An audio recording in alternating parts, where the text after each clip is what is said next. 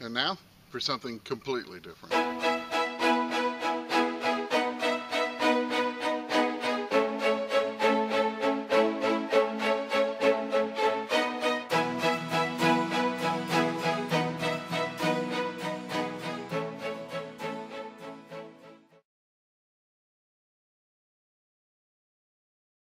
Welcome back to Finding America.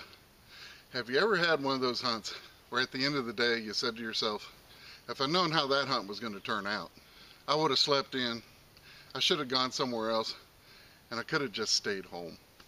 Yep, my last hunt was that bad. We went back to the old hospital site and pretty much found nothing.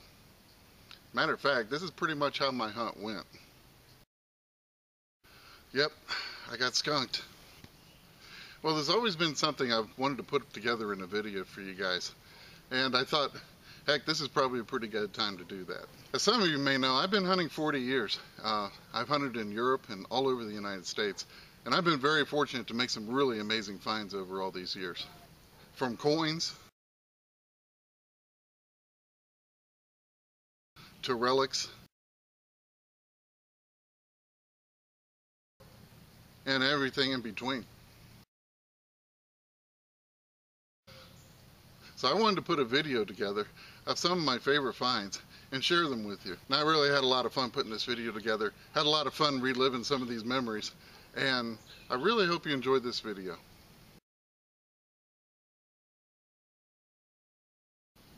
I metal detected in Munich, Germany for 6 years. One of my favorite places to hunt was this big park that was in the center of the city called Englischer Gardens. Now this park was actually built way back in 1789, and I'm going to tell you, it is massive. Yeah, 900 acres of fields and woods and hills and creeks, all kinds of area to hunt. It's just an amazing place. And one of its main attractions is something called the Chinese Tower. It was originally built in 1789. And also a structure called the Monopteros. It was a Greek-style temple that they built up on this hill in 1836 as an addition to the park. So you would think 1789, wow, over 200 years of activity.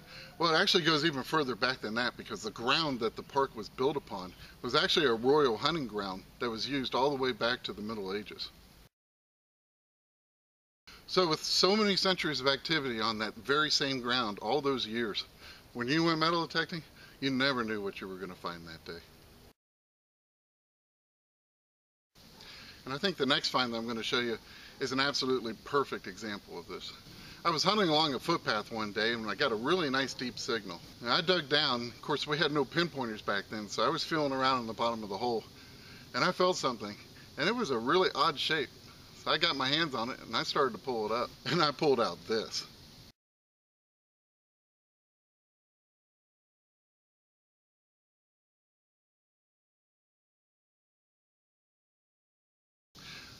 I'm going to tell you, I just sat there on the ground in shock for about 5 minutes.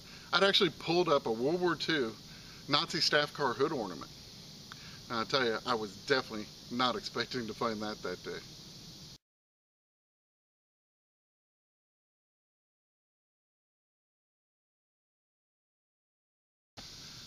Now over the years, I made so many amazing finds at that park, but the next one I'm about to show you is probably one of my most unique and rare items I ever found there. And that day I was hunting in one of those big, huge fields, and I got a really nice signal. It was reading really deep. So I dug down, and I tell you, this find really blew me away. Well, I'm just going to show you what I pulled out of the ground.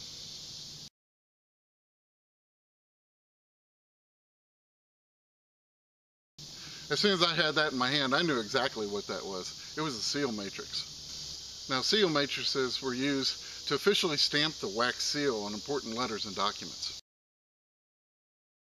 As it turned out, that wasn't just any old matrix seal. That was actually a royal matrix seal. If you see in the center of it, it's got a coat of arms. After some research, I found out it belonged to the Duke of Coburg's judicial office.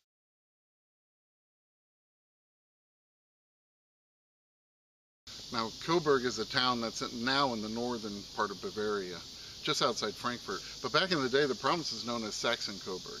Probably the best thing about this is after some research, I was able to date that piece between 1572 and 1680.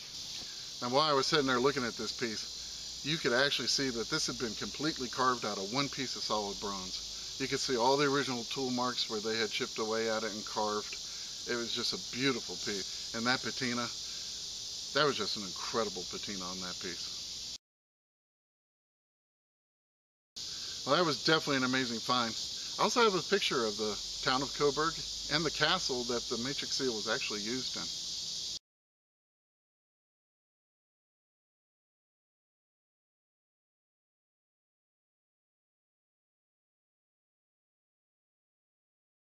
Now, some of you may remember a very special find that I made back in a video that I put out called Bullets and Bambino.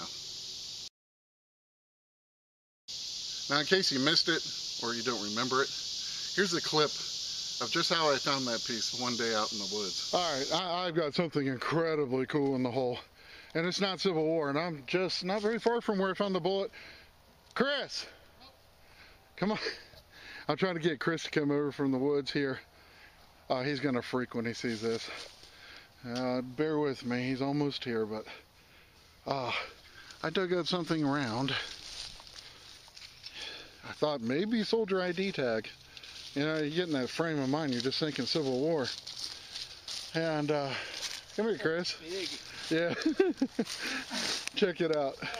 What does it say on there, man? Now, when I first dug this thing, it was only an inch or two down, and it was just a big, looked like a copper disc, and I kind of had Civil War relics on my mind, so I was dreaming it was a Civil War ID tag, but it was too thin.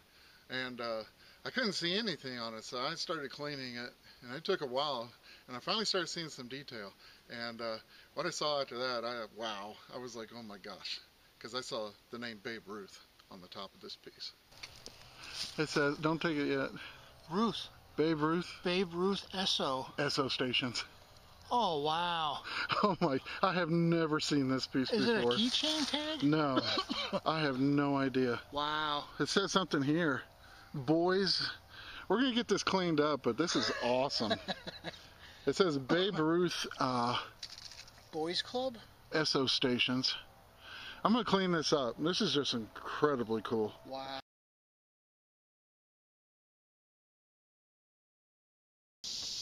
That was a great find. It's probably one of my favorite finds of last year. Now, while researching that piece back then, I couldn't fit it all into that video, and I always wanted to share this information with you guys. But I learned some amazing facts about Babe Ruth that probably many have never heard. And one of those things I learned was he loved to eat uncooked steaks. Yeah, uncooked steaks. And he liked to eat them 2 at a time, and he especially liked to pour an entire bottle of chili sauce all over them and smother them in it. And for breakfast, he ate 18 egg omelets. And I also learned that his 2 favorite snacks, pickled eel and chocolate ice cream. And I just kept thinking to myself, Lord, I hope he did not eat those at the same time. On hot days, the Babe would actually take a wet cabbage leaf and put it on top of his head under his baseball cap while he was playing outfield. Now, the candy bar that we're probably all familiar with, known as the Baby Ruth, well, originally that candy bar was called the Candy Cake, but was changed to Baby Ruth right around the time of his rise in popularity.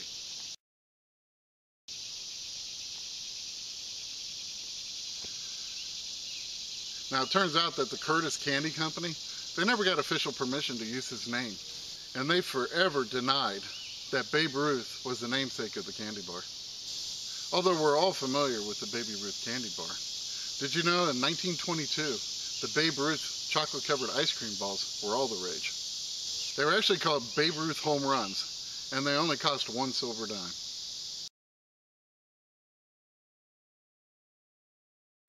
Oh, that postcard you just saw? Yeah, that recently sold for $16,000. So it might pay to keep your eyes open for one of those out there. Well, when Babe Ruth, one of the most beloved ball players of all time, died at the age of 53 back in 1948, his open casket was laid at Yankee Stadium, the house that Ruth built, for 2 entire days. And during those 2 entire days, over 100,000 people stood in line waiting to pay their final respects to the great Bambino. Hope you enjoyed seeing that video, and I hope you enjoyed seeing a few of my favorite finds. But don't go away just yet. As usual, I have some pretty cool historical photos to show you in just a few seconds. And this week's photos center around how Americans have celebrated our country's birthday through the years. So, as always, remember, history makes a find a treasure, and happy July 4th. And I can't wait to see y'all next week on Finding America.